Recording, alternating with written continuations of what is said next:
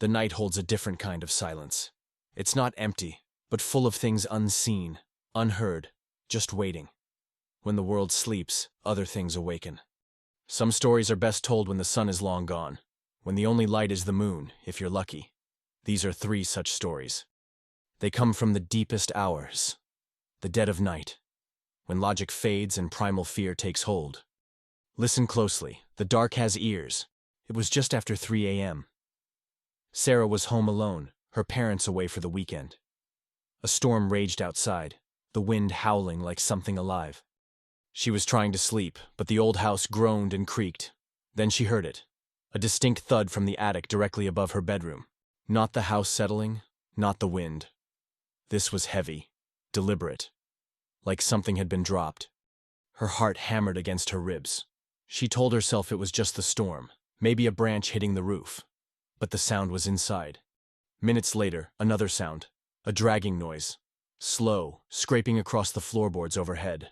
It moved back and forth, like someone pacing, dragging a heavy weight, or something worse. She pulled the covers over her head, trembling.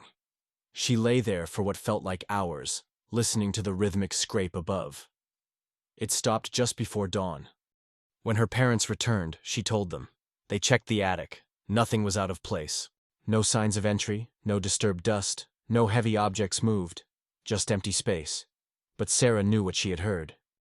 And sometimes on stormy nights, when the clock ticks past 3, she still hears that faint dragging sound. Waiting. Mark was driving home late after a long shift. The highway was deserted, stretching endlessly under a sliver of moon. It was well past midnight. He was miles from the nearest town, surrounded by dark woods. That's when he saw it on the shoulder ahead. A figure, standing perfectly still, facing away from the road, towards the trees. It was tall, unnaturally thin. He slowed down, wondering if someone needed help. As he got closer, he saw it wasn't wearing clothes. Its skin was pale, almost white, and its limbs seemed too long, too jointed. He felt a chill that had nothing to do with the night air. He was almost parallel with it now. He glanced over. The figure didn't move, didn't turn its head. But as his headlights swept across it, he saw something that made him slam on the brakes. Its head was twisted completely backwards. Its face, gaunt and expressionless, was staring directly at him.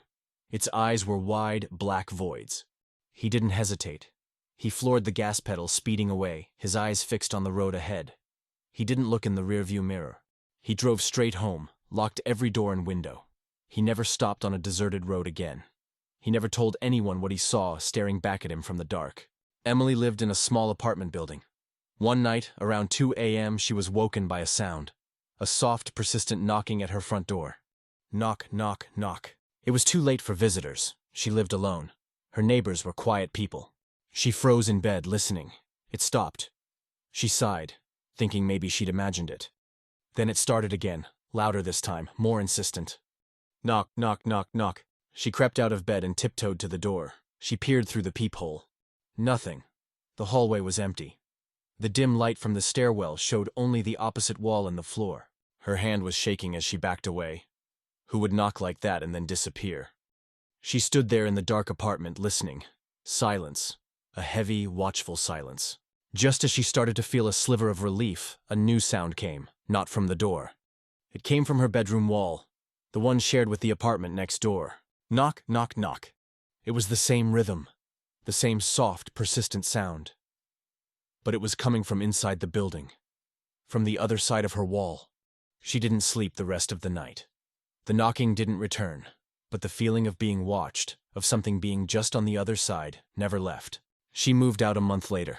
She never found out who was in the apartment next door that night, or what they wanted.